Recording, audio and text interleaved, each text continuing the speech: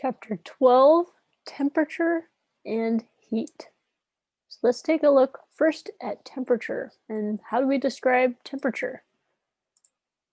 Well, we have a number of different scales that we often need to convert between, right? So there's Kelvin, Celsius, and Fahrenheit. These are all different ways that we can measure temperature around us. Kelvin is perhaps the most common in the science world, and that's because it's based upon absolute zero. So absolute zero down here is the lowest possible temperature. That's where everything basically stops moving. 0 Kelvin. You can't get any colder than that, right? And that corresponds to negative 273.15 degrees Celsius. So that's very cold. It's hard to get down there, but something scientists are increasingly trying to get closer and closer. We can get liquid nitrogen means we can lower temperatures down to 77 Kelvin. If you have liquid helium, you can go down to 4 Kelvin, but it gets exponentially harder to go lower as you go lower and lower. So it's quite remarkable. So our temperature in Kelvin, which is going to be our standard temperature in SI units, is just going to be whatever the temperature in Celsius is, plus 273. Because notice when Celsius is at 0 degrees Celsius, this is the typical freezing point, right? Then Kelvin is at positive 273. So it's just 273.15 greater than the temperature in Celsius. But the useful thing is that the degrees are the same. So one change in degrees Celsius is the same as 1 Kelvin change in degrees, right? The steps, the increments are the same. We've just offset the graphs from each other, where the zeros are at different points. So 1 Kelvin equals 1 Celsius degree. Awesome. We can also check the boiling point, right? So 100 degrees Celsius is typically the steam point or the temperature that water would boil at. And that is going to be the 273 Kelvin plus 100 degrees to come up to 373.15 Kelvin. So this is our easiest temperature conversion, is going from Celsius to Kelvin or from Kelvin to Celsius, right? We could rearrange this equation and solve for the temperature in Celsius, and it would just be whatever it is in Kelvin minus 273. All right, so this is setting the stage pretty nicely here. The other conversion we have is from Celsius, between Celsius and Fahrenheit. So let's take a look at how those two scales line up.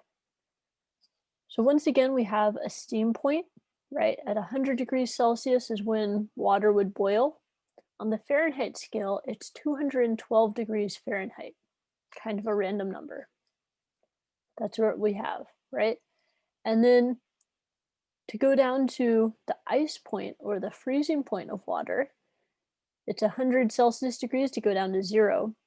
For Fahrenheit, you go down by 180 degrees and you end up at 32 degrees Fahrenheit. That's the freezing temperature.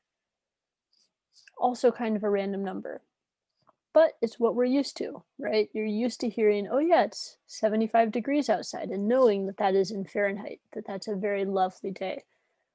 But you can then convert it into Celsius if you want to. So if you know the temperature in Fahrenheit is 75 degrees, you can do 75 and then subtract 32, the offset from the freezing point, and multiply by 5/9, and you would get the temperature in Celsius, which I'm curious right now exactly what that is. So 75 minus 32 times 5 and divide by 9.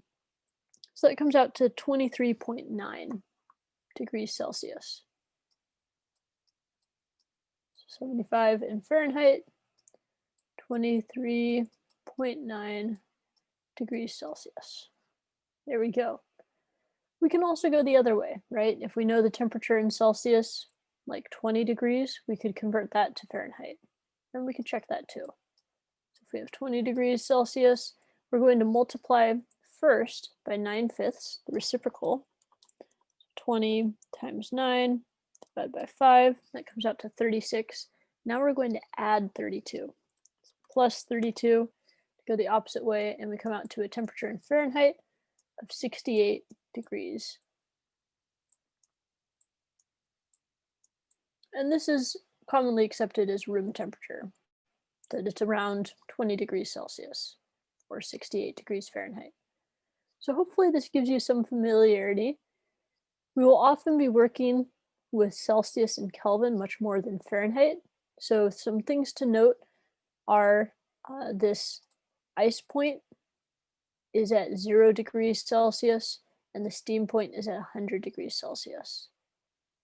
So that's something that you can add to your equation list if you're starting to form one, to just keep track of that because it will pop up again later on in this chapter. All right, so those are our basic conversions between temperature. How do we actually go about measuring temperature? Well, if we want to measure temperature, we need something like a thermometer, right? So thermometers make use of some change in a physical property with temperature. So a common one with a digital thermometer is you have two different wires, a copper wire and a wire made of constantan. And there's a junction, right? There's a reference junction in an ice bath. It's 0 degrees. This is how you can calibrate it. And then there's a hot junction. And the two materials will have a difference in voltage. And that's something that the voltmeter can detect. And so it can detect the temperature difference, or what, in other words, what the temperature is at this hot object. So that's the basics of thermometers. There also are thermometers that are based around the expansion of a fluid like mercury as it heats up. And we're going to take a look at that in the next section to see what thermal expansion can do. So sit tight, it's coming soon.